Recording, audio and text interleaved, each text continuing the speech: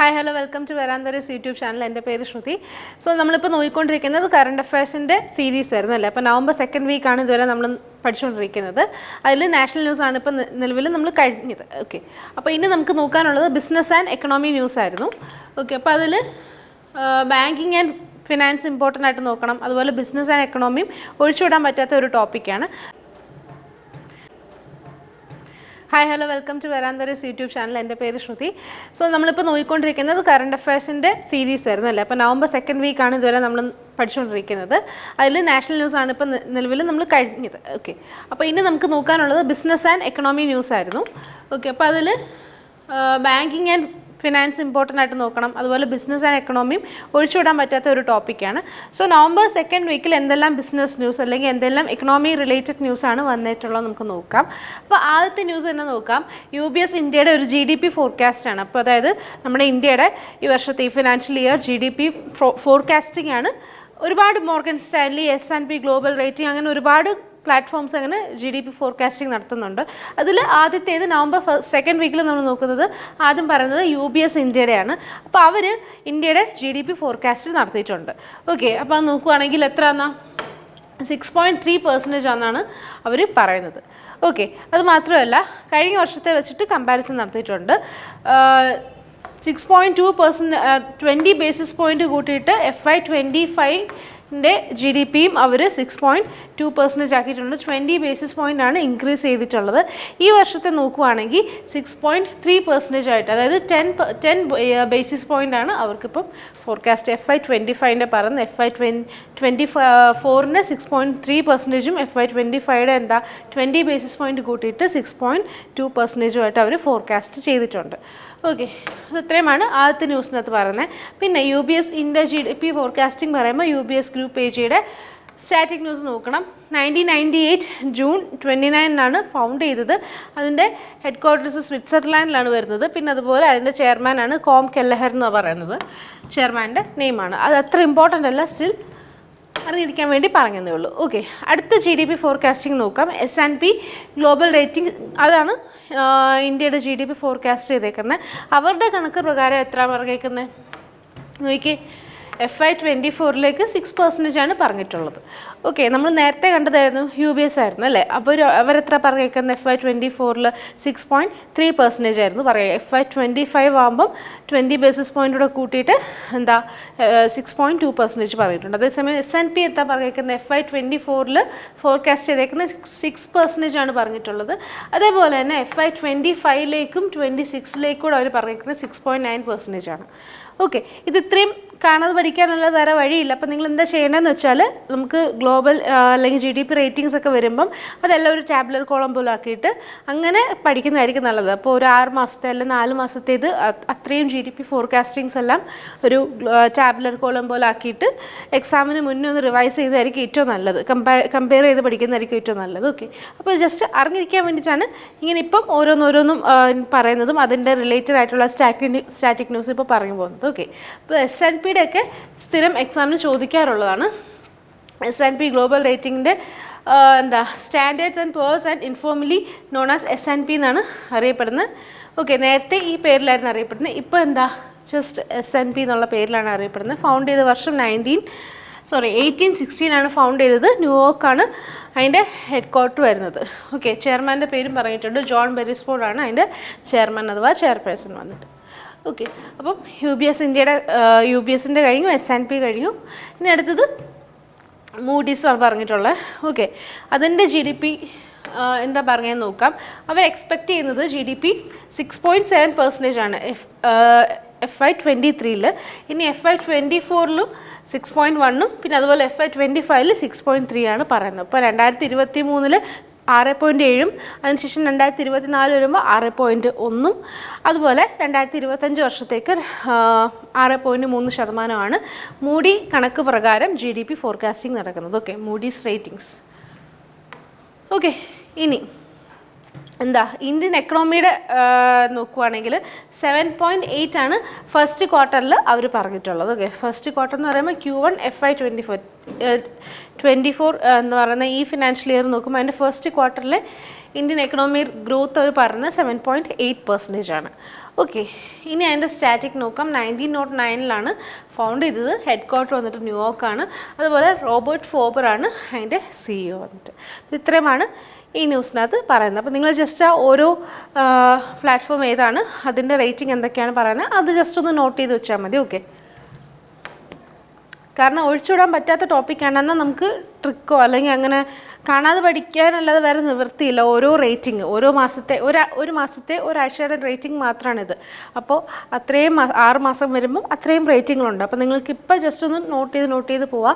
Exam സമയമാകുമ്പോൾ എല്ലാം കൂടെ ഒന്ന് കമ്പയർ ചെയ്തിട്ട്, അല്ലെങ്കിൽ ഒരേ വാല്യൂ ഉള്ളത് ഏതൊക്കെ റേറ്റിംഗ് പ്ലാറ്റ്ഫോംസ് ആണ് അതെല്ലാം അങ്ങനെ അറേഞ്ച് ചെയ്ത് സോർട്ട് ഔട്ട് ചെയ്ത് പഠിക്കുന്നതായിരിക്കും ഏറ്റവും നല്ലത്.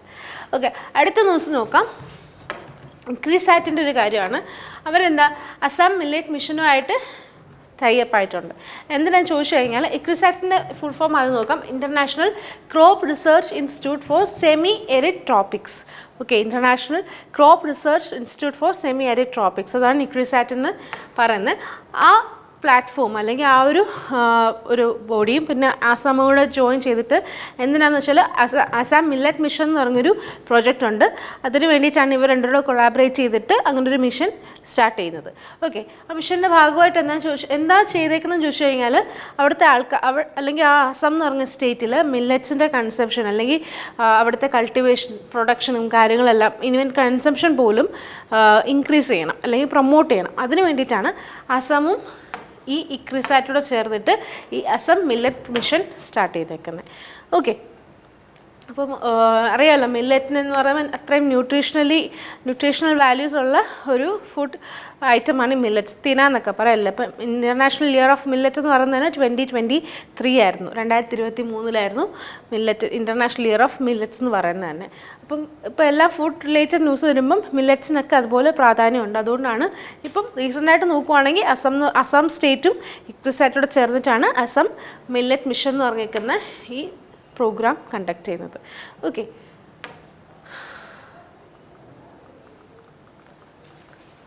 അടുത്ത് നോക്കാം. ഗരുഡ എയറോസ്പേസിൻ്റെ ന്യൂസാണ്.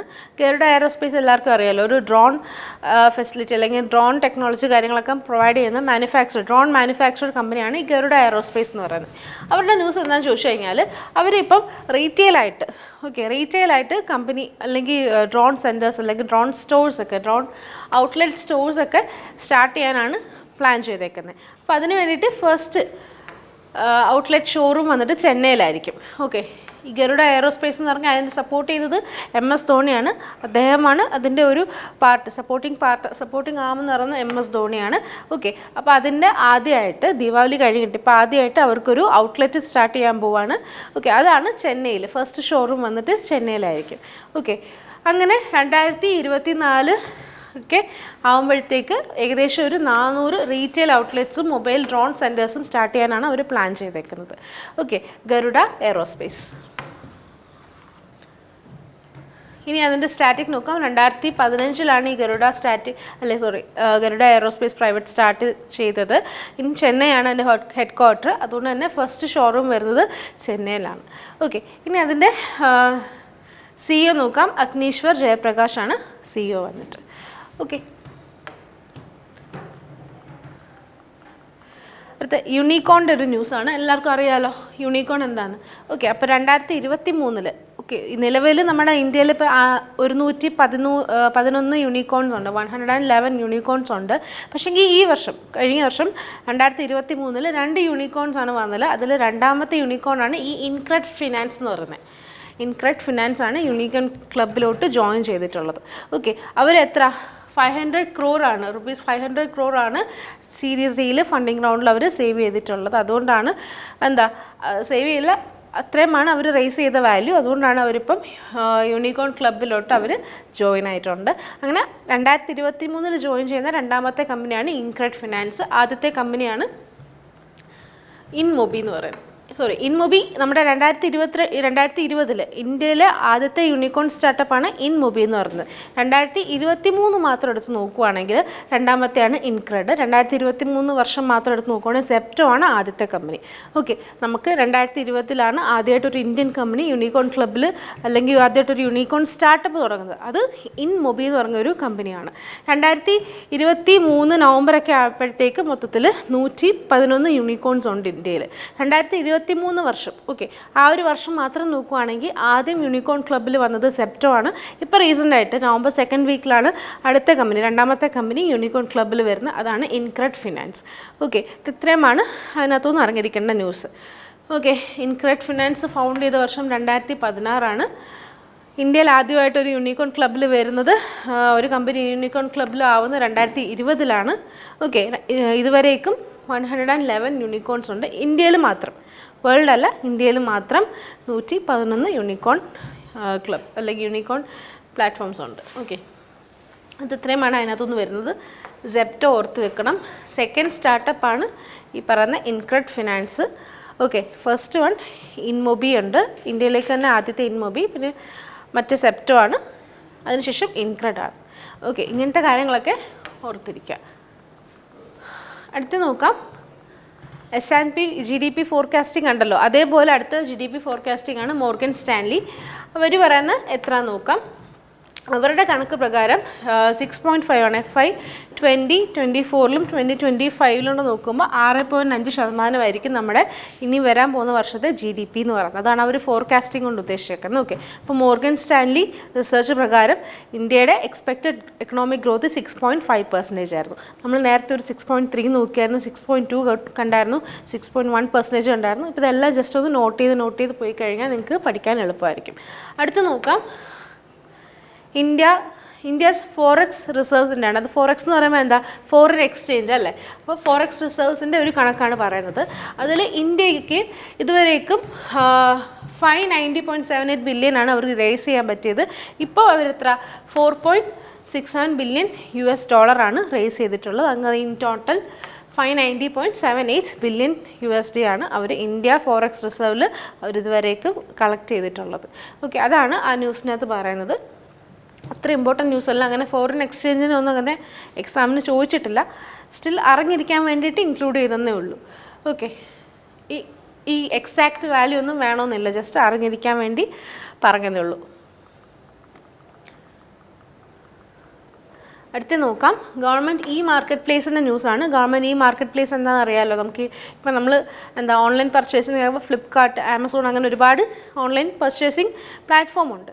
ഓക്കെ, ഓൺലൈൻ ഷോപ്പിംഗ് പ്ലാറ്റ്ഫോമാണ്. അങ്ങനെ ഗവൺമെൻറ്റിൻ്റെ ഒരു ഓൺലൈൻ ഷോപ്പിംഗ് ബോഡിയാണ് ഈ പറയുന്ന ഗവൺമെൻറ് ഇ മാർക്കറ്റ് പ്ലേസ്. നമ്മൾ കഴിഞ്ഞ ആഴ്ച NTPCയുടെയും നാഷണൽ ഹൈവേ അതോറിറ്റി ഓഫ് ഇന്ത്യയുടെ ഒരു ന്യൂസ് കണ്ടായിരുന്നു.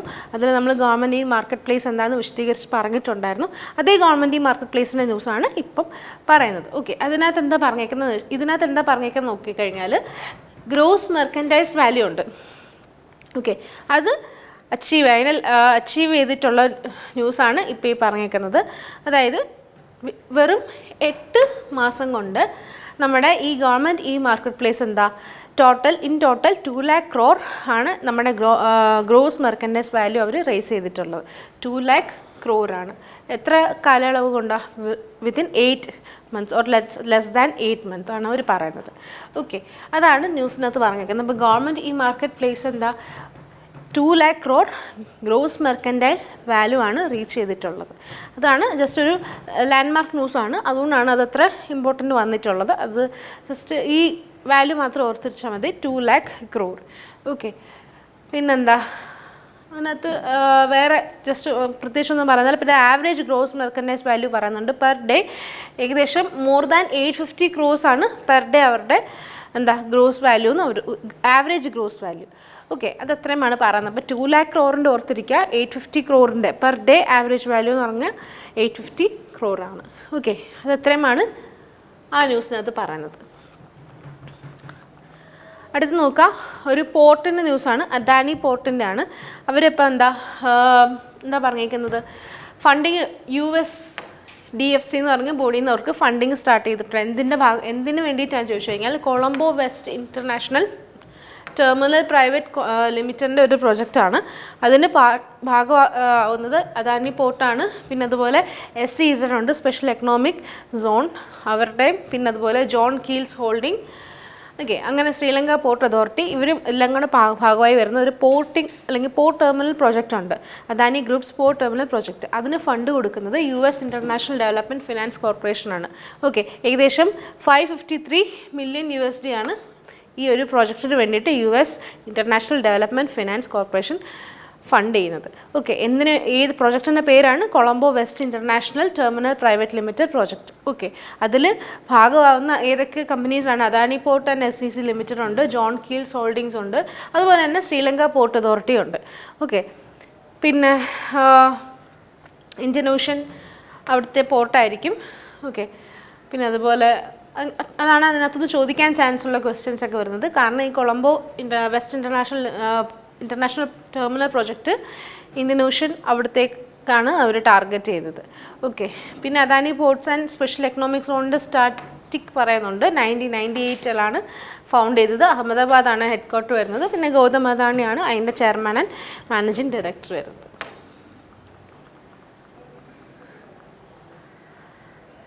അടുത്ത നോക്കാം, ഒരു DGCA സർട്ടിഫിക്കേഷനാണ്, അതായത് directorate general of civil aviation. Okay, DGCA എന്ന് പറയുമ്പോൾ ഒരു സർട്ടിഫിക്കേഷനാണ്.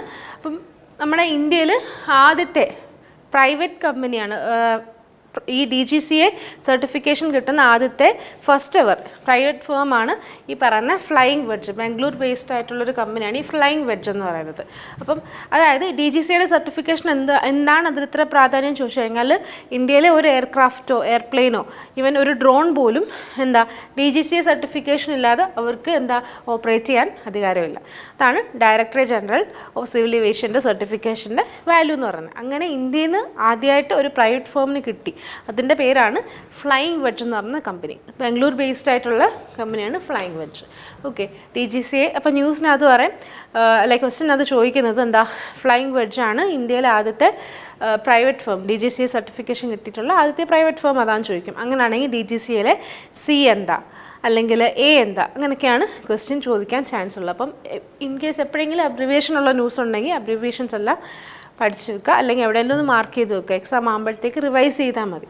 ഓക്കെ, അർത്ഥം മനസ്സിലായി കഴിഞ്ഞാൽ പിന്നെ C എന്താ, സിവിൽ അല്ലാതെ വേറെ ഒന്നും വരാൻ ചാൻസ് ഇല്ലല്ലോ. ഓക്കെ, അപ്പോൾ ഏവിയേഷൻ ന്യൂസ് ആണെങ്കിൽ A for ഏവിയേഷൻ ആയിരിക്കും.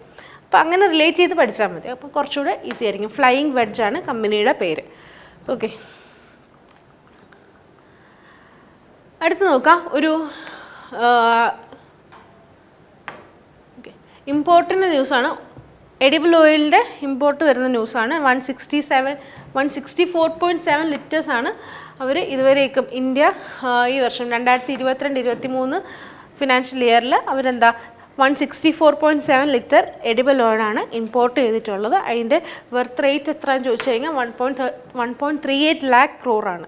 ഇത്രയും റുപ്പീസിൻ്റെ 164.7 ലിറ്റർ എഡിബിൾ ഓയിലാണ് അവർ ഈ വർഷത്തേക്ക് ഇതുവരേക്കും ഇമ്പോർട്ട് ചെയ്തിട്ടുള്ളത്. ഓക്കെ, ആ ഒരു റെക്കോർഡാണ് പറഞ്ഞിട്ടുള്ളത്. കഴിഞ്ഞ വർഷത്തെ 140.3 ലിറ്റേഴ്സേ ഉള്ളായിരുന്നു. അതേസമയം ഈ വർഷം എത്ര 164.7 lakh ടണ്ണാണ്. Okay, 164.7 lakh ton. ഓക്കെ, അതിൻ്റെ റെക്കോർഡിംഗ് ഗ്രോത്ത് കഴിഞ്ഞ വർഷത്തെ നോക്കുവാണെങ്കിൽ 17.39% ആണ് ഇൻക്രീസ് വന്നേക്കുന്നത്. ഇൻക്രീസ് മാത്രമാണ് 17.39% ആണ്. ലാസ്റ്റ് ഇയർ വെച്ച് നോക്കുവാണെങ്കിൽ ഈ വർഷം 17.39% ആണ് ഇമ്പോർട്ട് റേറ്റ് കൂടിയിട്ടുള്ളത്. ഓക്കെ,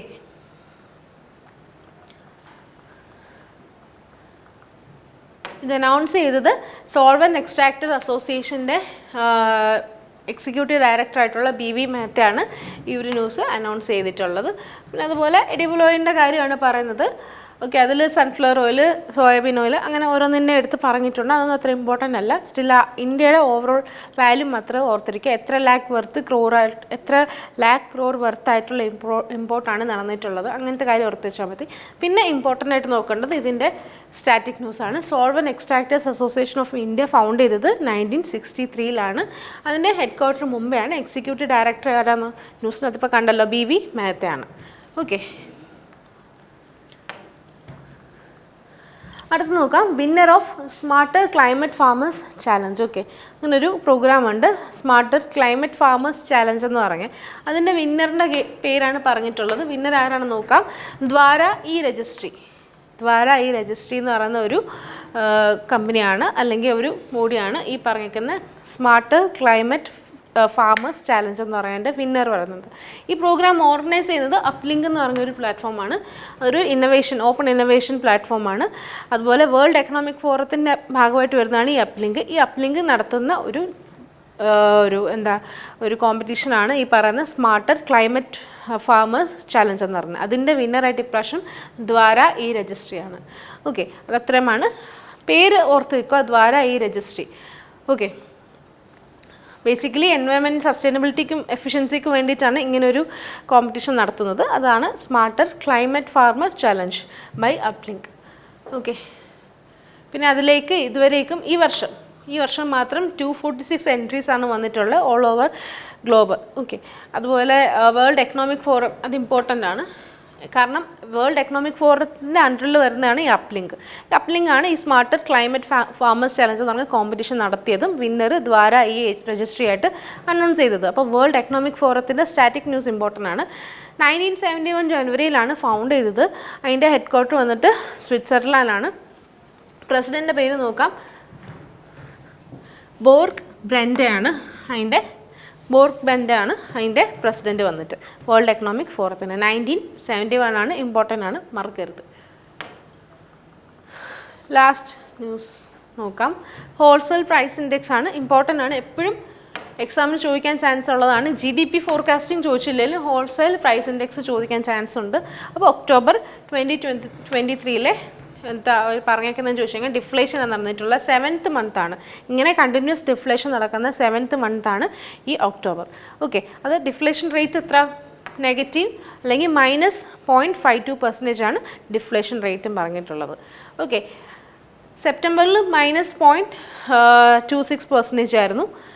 ലാസ്റ്റ് ഇയറിൽ നോക്കുവാണെങ്കിൽ 8.67% ഉണ്ടായിരുന്നു. ലാസ്റ്റ് ഇയർ ഒക്ടോബറിൽ നോക്കുവാണെങ്കിൽ 8.67% ഉണ്ടായിരുന്നു. ഇപ്പോൾ അതേ സമയം 2023 ഒക്ടോബർ നോക്കുവാണെങ്കിൽ -0.52% ആയി. അങ്ങനെ കണ്ടിന്യൂസ് ഡിഫ്ലേഷൻ നടക്കുന്ന 7ാമത്തെ മന്താണ് നമ്മുടെ ഈ 2023 ഒക്ടോബർ ആയപ്പോൾ.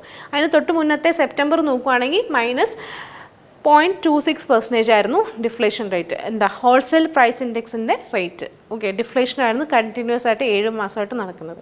അപ്പോൾ ഇത്രയുമായിരുന്നു നവംബർ 2nd വീക്കിലെ ബിസിനസ് ആൻഡ് എക്കണോമി ന്യൂസ് വന്നിട്ട്. ഇതിൽ കുറേ റേറ്റാണ് നമുക്ക് എപ്പോഴും പഠിച്ചിരിക്കാനുള്ളത്. ഏത് മന്തിൻ്റെ ബിസിനസ് ആൻഡ് എക്കണോമി എടുത്ത് നോക്കിക്കഴിഞ്ഞാലും റേറ്റും കാര്യങ്ങളൊക്കെയാണ്, ഫോർകാസ്റ്റ് റേറ്റും ഇൻഡെക്സ് റേറ്റും ഒക്കെയാണ് നമുക്ക് പഠിക്കാനുള്ളത്. പക്ഷേങ്കിൽ നമുക്ക് ബാങ്ക് ആസ്പിരൻസിനെ ഇപ്പോൾ SSCക്കാണെങ്കിൽ ഇങ്ങനത്തെ ടോപ്പിക്ക് അങ്ങനെ ചോദിച്ചു എന്ന് വരത്തില്ല. എന്തെങ്കിലും റാങ്കിങ്ങോ കാര്യങ്ങളൊക്കെ ഉണ്ടെങ്കിൽ മാത്രം ചോദിക്കും. പക്ഷേ ബാങ്കിന് സ്ഥിരം ചോദിക്കുന്ന ഏരിയയാണ് ഈ ബിസിനസ് ആൻഡ് എക്കണോമി, അതുപോലെ ബാങ്കിങ് ആൻഡ് ഫിനാൻസ് ഒക്കെ വരുന്നത്.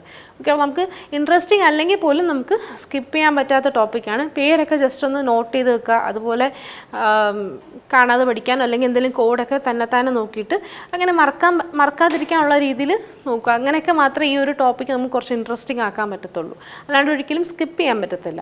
ഓക്കെ, നാഷണൽ ന്യൂസിനകത്ത് ചോദിക്കുന്നതിനെക്കാട്ടിലും കൂടുതൽ എപ്പോഴും ഇങ്ങനത്തെ ടോപ്പിക്കിനകത്തുനിന്നാണ് ചോദിക്കാൻ ചാൻസ് ഉള്ളത്. അപ്പോൾ സ്കിപ്പ് ചെയ്യാൻ പാടില്ല. ഓക്കെ, അപ്പോൾ നവംബർ 2nd വീക്കായിരുന്നു. അപ്പം ഇതോടുകൂടി നമ്മൾ നവംബർ 2nd വീക്കിലെ അത്യാവശ്യം ഇമ്പോർട്ടൻ്റ് ആയിട്ടുള്ള ഏരിയ എല്ലാം കവർ ചെയ്തു. എനിക്ക് തോന്നുന്നു ബിസിനസ് ആൻഡ് എക്കണോമി തീർന്നു, ബാങ്കിങ് കഴിഞ്ഞു, നാഷണൽ കഴിഞ്ഞു, അതിനുശേഷം നമ്മൾ ഇൻ്റർനാഷണൽ കഴിഞ്ഞു. അങ്ങനെ ഇമ്പോർട്ടൻ്റ് ആയിട്ടുള്ള ടോപ്പിക്സ് എല്ലാം കവർ ചെയ്തിട്ടുണ്ട്. ഇനി നമുക്ക് അടുത്തത് നവംബർ 3rd വീക്ക് സ്റ്റാർട്ട് ചെയ്യാൻ സമയമായിട്ടുണ്ട്. അപ്പോൾ അടുത്ത നമ്മൾ വീഡിയോയിൽ എപ്പോഴും സ്ഥിരം പറയുന്ന പോലെ തന്നെ കറണ്ട് അഫെയർസ് ആയിരിക്കും. പക്ഷേങ്കിൽ നവംബർ 3